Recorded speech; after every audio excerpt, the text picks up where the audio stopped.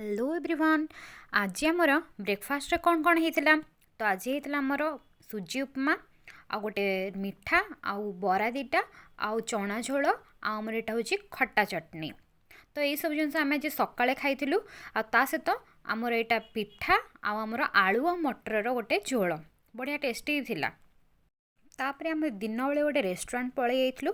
तार इंटेरियरटा बहुत भल थिला आ स्टाफ मानकर बिहेवियर भी बहुत भल थिला। तो आम ऑर्डर करूँ तो स्टार्टर रे आम मगेलु बेबी कॉर्न फ्राए जोटा कि बहुत ही क्रिस्पी लगुला। नेक्स्ट ऑर्डर थिला हमर पनीर टिक्का, यहाँ भी बहुत ही टेस्टी थिला।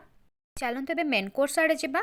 तो यहाँ आम मगेलु चिकेन हैदराबादी आ सहित थिला हमर बटर नान ता सहित थिला पनीर कुलचा आउ यहाँ गोटे ऑर्डर आसला मशरूम टकाटक।